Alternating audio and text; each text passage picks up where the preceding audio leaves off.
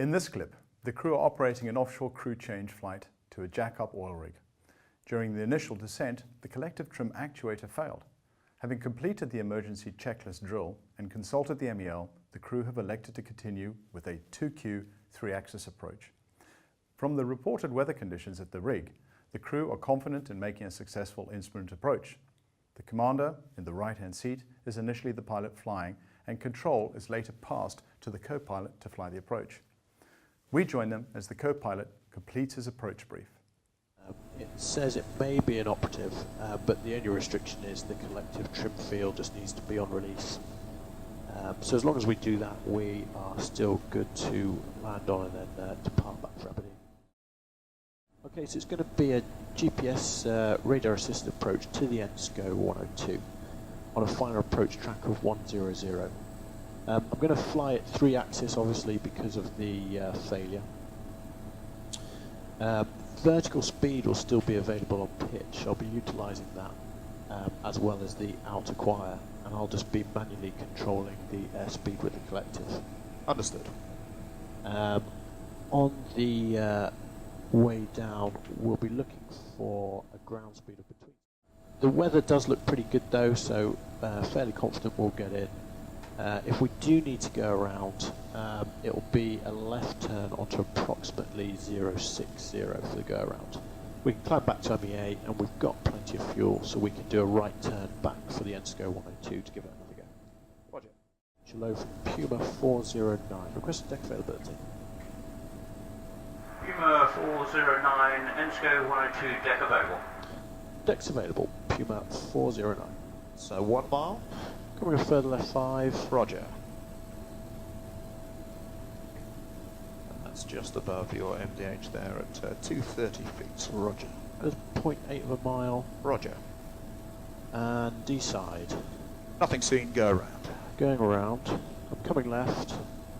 Roger, 050. That's the go around engaged. Oh, just caught side of the rig there. I think we'll get in next time round if we just hold it that smidgen longer. Roger. Go around is flashing for some reason. The speed's coming back. Seems to be stuck at 60. We've got a slight descent on. Okay, watch your speed. Roger, vertical speed's flashing. Raise the collective. I'm climbing away. As you have just seen, given the reported weather, the requirement to go round was unanticipated and not briefed. The implications of using the go-round mode in a 3-axis 2Q condition was therefore not considered, and as a result, on initiating the go-round, the pilot flying forgot to raise the collective. Further on initiating the go-round, there was a breakdown in SOPs, as both pilots allowed themselves to be distracted as they briefly gained sight of the rig. When the pilot flying transferred his attention back to the instruments, he was confused by an unusual and unexpected autopilot response. He was unfamiliar with some of the display logic, such as why the go-around was flashing in amber, yet he had a high degree of confidence in the autopilot and initially provided a commentary on the incorrect response rather than taking recovery action. And that's just above your MDH there at 230 feet. Roger. There's 0.8 of a mile. Roger. And D side. Nothing seen, go around. Going around. I'm coming left. Roger, 050. That's the go around engaged. Oh, just caught side of the rig there. I think we'll get in next time round if we just hold it that smidgen longer. Roger. Go around. For this aircraft type, when 3-axis or 2Q with a failure of the collective channel, the autopilot has a hidden protection that prevents the indicated airspeed from reducing below 60 knots. Although the protection prevented a more serious situation from developing, the pilot flying was unaware of the feature and was confused by the autopilot response.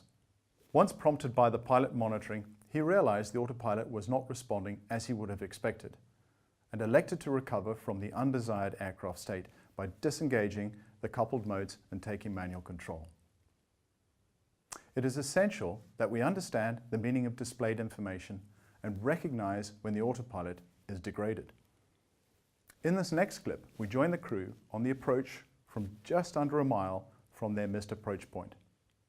Note that the pilot flying still forgets to raise the collective, but this time the pilot monitoring demonstrates an understanding of the automated system and coaches the pilot flying through the undesired aircraft state recovery.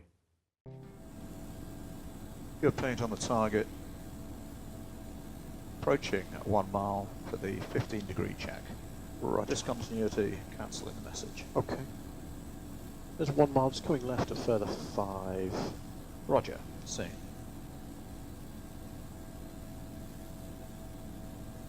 Point 9. Roger. Target's painting nicely. Go around track 050. Roger. And decide. Go around.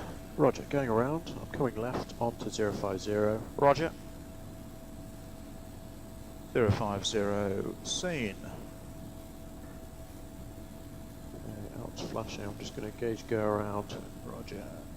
Oh, just got the rig there. I think we'll get in the next time round. We can just hold it for that little bit longer. Check height. Go around. Check Watch your Flashing. speed. Raise the collective. Roger, raising the collective. The airspeed seems to be stuck at 60. Roger. Positive rate of climb we have. Roger. Airspeed's at 60.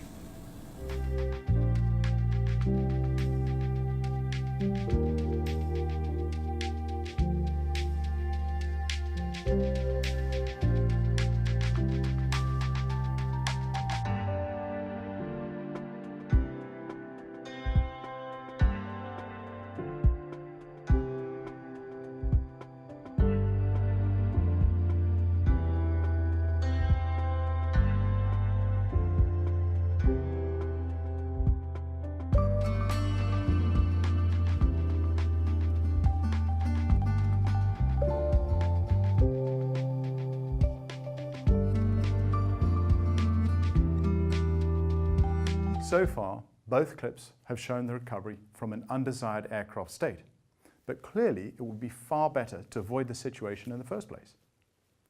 In this final clip, we join the crew as they brief the approach. Observe how through a good understanding of the automation, the threats are mitigated at the briefing stage.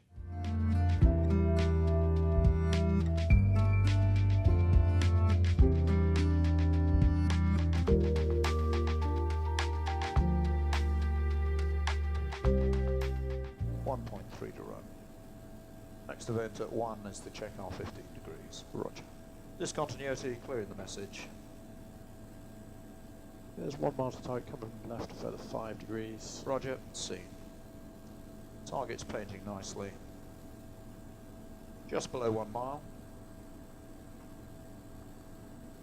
Approaching 3/4. Roger. And decide. Go around. Going around, so I'm raising the collective. Go around's engaged. Seen. And I'm coming left onto 050. Roger. Aircraft's climbing. 050, seen. In summary, it is important to fully understand the automation of your aircraft type and how it functions under normal and abnormal conditions.